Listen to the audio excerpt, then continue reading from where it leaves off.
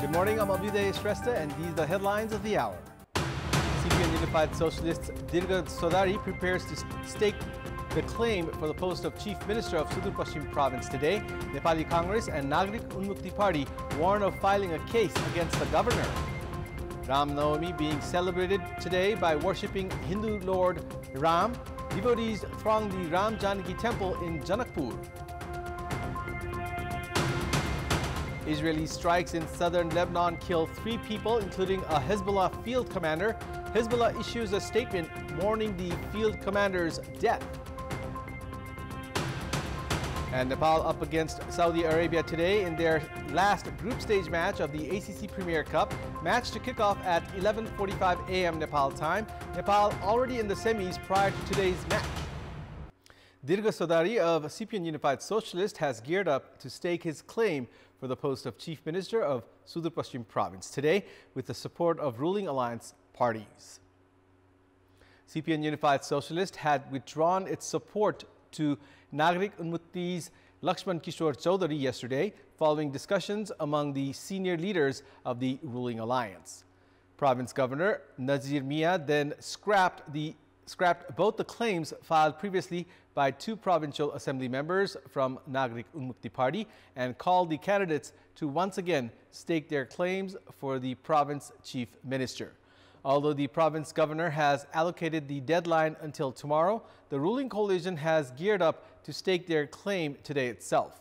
Preparations have been made to stake the claims with the support of CPN UML, CPN Maoist Center, and Nagrik Unmukti Party. A lawmaker has said the parties will hold a meeting and then reach the office of the province governor to stake their claim. Meanwhile, lawmakers of Nagrik Unmukti Party have been divided.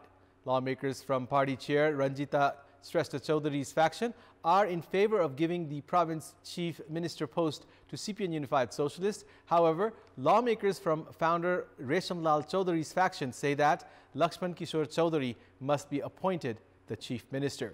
Meanwhile, Nepali Congress and the Resham Chaudhary faction of Nagrik Unmukti Party have warned of taking the matter to the court. They have blamed the province governor of calling candidates to stake their claims once again under political pressure. Chief Minister of Madhya Province Saroj Kumar Yadav has received the vote of confidence for the 4th time. Chief Minister Yadav cleared the floor test during the Provincial Assembly meeting yesterday evening, despite obstruction by opposition parties Nepali Congress, Janamat Party and Loktantrik Samajwadi Party. Madhya Province has 107 provincial assembly members, and the Chief Minister required at least 54 votes to sustain the government. He received 61 votes. Only 61 members participated in the voting process as Nepali Congress, Janamat Party and Loktantrik Samajwadi Party boycotted the meeting as soon as it began. All the members who participated in the voting were in favor of Yadav, while no votes were cast against him. Janata Samajwadi Party is currently leading the provincial government along with CPN UML, CPN Maoist Center and CPN Unified Socialist. Meanwhile, Loktantrik Samajwadi Party quit the provincial government yesterday. Minister for Forest and Environment Ramesh Kurmi, who is from Loktantrik Samajwadi Party, resigned from his post yesterday itself. It's Ram Navami today. The day is being celebrated by worshipping Hindu god Ram, who is considered the epitome of righteousness and virtue. Hindu devotees observed the day as the birth anniversary of Ram, while the day marks the victory of good over evil. Devotees have thronged Ram temples since early morning today.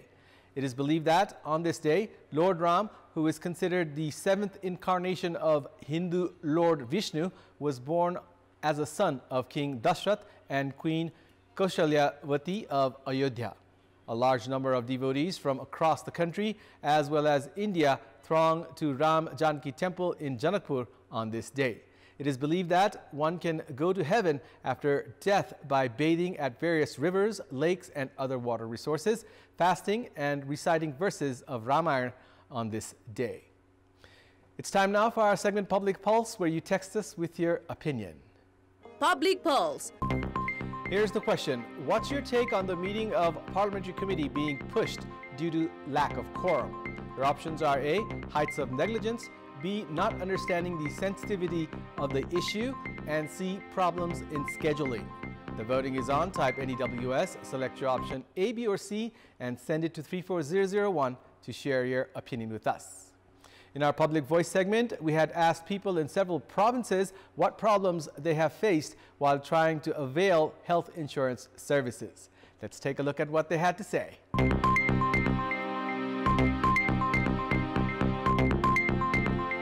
बिमाले पैसा नहालिदिँदाखेरि पनि भनौँ त्यो उपचार नहुने समस्या पनि छ बिमाको पैसा छैन अहिले भन्ने कुराहरू पनि गर्छन् कहिले यता लाइन बस भन्छ कहिले उता लाइन बस भन्छ सुविधा खासै छैन औषधिमा भयो हैन लाइनका लाइन टोकन लिएर त्यसपछि उतापट्टि जचाउने ठाउँमा जुन सुविधा हैन त्यसमा पनि एकदम कम छ अनलाइन यसमा पहिले नै डाटाहरू इन्ट्री गरिसकेपछि पछि नागरिकताले अरु कागजपत्रले फोटोकपीले यो चाहिँ एउटा झन्झटिलो लाग्यो कम दामको औषधि चाहिँ स्वास्थ्य बीमाबाट हस्पिटल भित्रै पाइन्छ तर अलिकति महँगो औषधि छ भने बाहिर फार्मेसीमा जानुपर्ने स्थिति छ औषधि पर्याप्त नहुने र नपाइसकेपछि किन्न पर्ने अनि त्यसपछि बिल भरपाईका कुराहरू थुप्रै खालको झन्झटिलोहरू बेहोर्नु परेको अवस्था चाहिँ छ निशुल्क दबाई पाइरहेका छौं राम्रो सुविधा छ रिपोर्ट अनुसारको औषधि चाहिँ सबै भित्रबाट पर्याप्त रूपमा प्राप्त नभएर बाहिर लिनुपर्ने भन्ने खालको कुराकानीले चाहिँ अलि समस्या पारेको जस्तो देखियो समयमा औषधि वितरण नगर्ने स्वास्थ्य बीमाबाट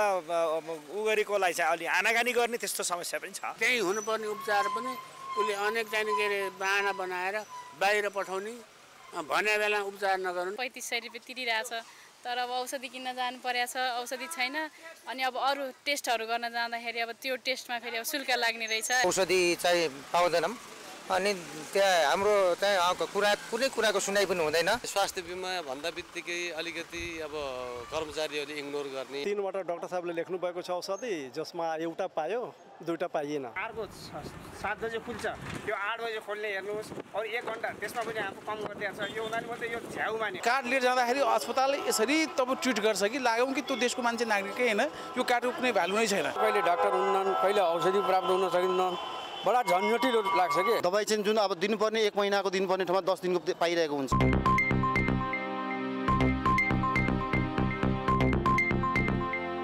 It's time now for the international updates.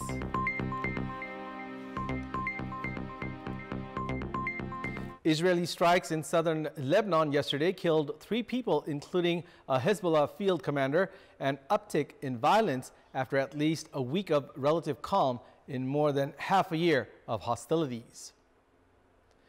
The Israeli military said Ismail Baz, killed in a strike on a car near the southern town of Ain Ebel, was the commander of Hezbollah's coastal sector and was involved in planning rocket and anti-tank missile attacks on Israel.